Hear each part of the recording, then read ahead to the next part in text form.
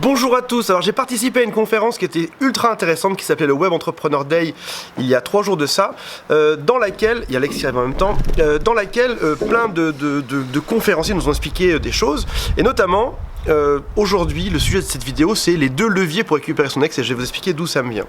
L'un des conférenciers vendait des nouvelles techniques, des nouvelles méthodes pour les gens qui faisaient des publicités pour les voitures. Donc en gros, quand on fait une publicité pour une voiture, qu'est-ce qu'on a envie? C'est que ce soit vendu le plus possible derrière, clair, forcément. Et donc il expliquait qu'en fait il y avait 2 gros leviers à ça. Pour faire vendre plus de voitures. Le premier, c'est d'utiliser la peur. En gros, c'est voilà ce qui se passe. Si jamais avec votre voiture vous rentrez dans un mur, et ben, grâce à nos airbags, vous serez vivant derrière. Et le deuxième levier, c'est l'envie. Donc en gros, la publicité, c'est on est sur un pont qui est super beau, dans une voiture qui est super belle, dans une ambiance qui est super belle, avec des gens super beaux, et on est super content. Et ça, c'est l'envie. En gros, ces 2 leviers, c'est ça qui fait vendre le plus. Soit on fait peur et après ça on rassure, soit on donne envie, dans ce cas les gens ont envie d'acheter. Et c'est un truc de fou parce qu'en fait si on réfléchit bien, ça marche bien évidemment pour acheter une voiture, mais ça marche également pour plein de trucs. Et notamment pour les ex. Pour les ex. Si on réfléchit bien, un ex, on récupère dans 2 cas de figure, soit parce qu'on a envie de se remettre avec lui parce qu'il nous donne envie, soit parce qu'on a peur de le perdre. Donc on peut estimer que ce sont les 2 plus gros leviers. Alors si des gens qui investissent des millions et des millions chaque soir dans les publicités pour des automobiles utilisent ces 2 leviers, c'est qu'a priori il y a de très fortes chances, il y a 99,9% de chances que ces 2 techniques s'appliquent également au fait de récupérer votre ex et par ce genre de moyens. Donc ce qu'on va faire, alors je suis perturbé un peu parce qu'en même temps que je fais ça, je fais le live sur Facebook et j'ai l'impression qu'on me regarde quand je tourne ma vidéo, alors qu'en général je suis vraiment tout seul juste devant. Au passage, pour voir ça, allez juste sur la page Facebook de je récupère mon ex.com. Alors, on va détailler aujourd'hui, on a un peu de temps devant nous, on va prendre même notre temps pour parler de ça. On va détailler ces 2 leviers. Premier levier, on a dit la peur. Cette peur, c'est de se dire mon ex va peut-être partir avec quelqu'un d'autre, mon ex va peut-être faire l'amour à quelqu'un d'autre, mon ex va peut-être m'abandonner. Alors au début, bien sûr, lorsqu'on quitte, lorsqu'on lâche quelqu'un, on se dit je m'en fous de lui, même s'il va avec quelqu'un d'autre, tant mieux. Puis finalement, quand on y repense un peu, on peut commencer à stresser. On peut par exemple aller voir sur son Facebook, voir que tout d'un coup, il y a plein de gens qui like lorsqu'il va dire je me suis fait plaquer ou je suis enfin libre. Il y a plein de gens qui vont liker. Des hommes, des femmes. Et là, forcément, on va se dire mince, je viens de quitter quelque chose. Et vous savez, il y a un dicton qui dit on découvre le prix de quelque chose lorsqu'on le perd. Il y a également dans le même style qui dit c'est dans l'absence qu'on remarque la présence d'une personne. Exactement. Ou l'inverse. En l'occurrence, il y a de grandes chances qu'au moment où votre ex vous ait quitté, j'ai du mal à parler, votre ex vous ait quitté, c'était facile, et puis après ça, au bout d'un peu de temps après, ça a été un peu plus compliqué. Comment faire pour amplifier cette peur ? On a des questions en même temps sur le live, on y répondra juste après. Comment faire pour augmenter cette peur ? La première, c'est d'aller par exemple dans une soirée, de faire des photos avec des gens, d'avoir l'air heureux, et puis finalement que votre ex se dise voilà, mon ex, non merde, qu'est-ce que j'ai raté ? Mon ex est en train d'avoir à nouveau une vie sociale, et je suis peut-être en train de louper quelque chose. Peut-être que quelqu'un d'autre va découvrir la valeur de cette personne. Et vous savez, la valeur de quelqu'un finalement, elle est tout à fait relative. On sait jamais la valeur de quelqu'un, on sait jamais si lorsqu'on quitte quelqu'un, on a fait une bonne chose ou pas. Et les êtres humains ont toujours ce doute.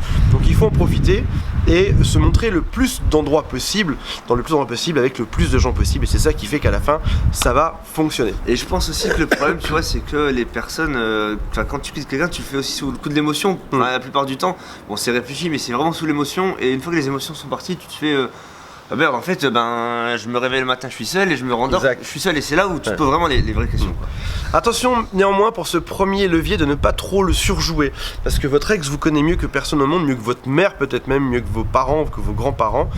Et si vous surjouez la chose, il va se dire voilà, là, mon ex est désespéré et essaye de faire croire à tout le monde qu'elle est en train d'être dans une super soirée alors qu'au final je lui manque. Ou alors elle est en train d'essayer de faire croire qu'elle est en train de partir en vacances avec plein de gens et de s'éclater, de trop rire alors qu'en fait je la connais par cœur, je sais qu'elle pleure. Donc on y va en douceur, on y va en nuance et c'est ça qui fait que ça marchera bien à la fin. Deuxième chose, faire envie. Alors là-dessus, quand on revoit son ex, on a souvent tendance à pleurer, à s'effondrer, à se moucher, à pas être bien, à pas avoir dormi, à pas s'être maquillé, ou alors à cacher le fait qu'on est très triste, on a des gros cernes sous les yeux, on a mis plein de mascara, alors j'y connais rien du tout, du fond de teint, du blush, je sais pas comment ça s'appelle. Alex il connaît plus que moi là-dedans. Non, pas trop, non, pas trop, non. Et c'est ce qui fait que on va cacher tout ça. Et il y a un autre dicton qui dit mieux vaut faire envie que pitié en l'occurrence. Je pense qu'on ne récupère jamais personne qui fassent pitié, qui sont en train de pleurer, qui soient pas bien. On ne veut pas être la bouée de quelqu'un, on n'a pas envie d'être sa roue de secours. Ça me fait penser à toutes les personnes qui contactent nos coachs et qui leur disent j'ai dit à mon ex que j'allais me suicider et il s'en fout. Et pourtant ça l'a pas fait revenir, exactement. Parce que qui veut sortir avec quelqu'un qui veut se suicider quoi? C'est juste impossible. Donc comment est-ce qu'on fait envie? Et là vous allez voir que ça rejoint un peu le point numéro 1.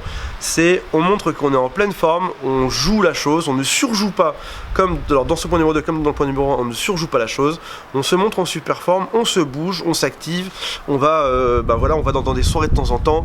On s'inscrit des activités, on reste positif, on voit des films qui nous mettent de bonne humeur. On écoute des musiques aussi qui nous mettent des bonnes humeurs. On n'écoute pas comme Alex. Qu'est-ce que tu écoutes toi quand tu es en voiture? Moi j'écoute Jacques Brel à fond dans la voiture. Pas Jacques Brel. On écoute surtout pas Jacques Brel. Écoutez les musiques qui vous mettent dans des états positifs. Si Jacques Brel vous avez envie de danser, mettez ça. Mais si ça vous donne envie de pleurer, mettez pas ça. Mettez autre chose. Mettez Rocky le matin, mettez Rasputin, c'est des musiques assez marrantes et vous allez ça met vraiment dans des bons états d'esprit. Ouais. Donc rappelez-vous bien de ça. Il n'y a que 2 leviers qui montreront votre ex en état de vous récupérer. Ce sera la peur de vous perdre et l'envie que vous allez lui donner. Si vous êtes sexy, si vous allez en forme, si vous avez l'air de gérer votre vie, c'est ça qui marchera. Ce sera sûrement pas les supplications, les larmes, les crises de chagrin, les menaces, chantage de suicide, etc. Mais bien autre chose. Imaginez, juste pour finir, est-ce que quand vous voyez une pub de télévision pour une voiture, il y a un vendeur à la fin qui vous dit je vais me pendre si vous achetez pas ma voiture quoi. Non, ce serait pas possible. Non, c'est clair. On n'irait pas l'acheter pour autant. Vous voyez, c'est ridicule comme exemple et comme situation. Mais pour autant, c'est vraiment ce qui se passe. On ne récupère personne qui veut se suicider. C'est impossible. Sur ce, je vous dis bientôt à tous. Mettez-moi un petit like, commentaire en dessous, cliquez sur le tout en haut à droite là pour avoir du coaching avec moi. Je peux vous suivre nuit et jour par email. C'est un forfait qui cartonne en ce moment. On a 18 personnes sur 20 places disponibles, donc il n'y a que 2 places ouvertes en ce moment, donc dépêchez-vous, cliquez dessus. Si jamais il n'y a plus de place, c'est marqué dessus, on ne peut plus cliquer sur le bouton, donc pour ça c'est assez réactif et je vous dis à bientôt pour une prochaine vidéo. Salut à tous.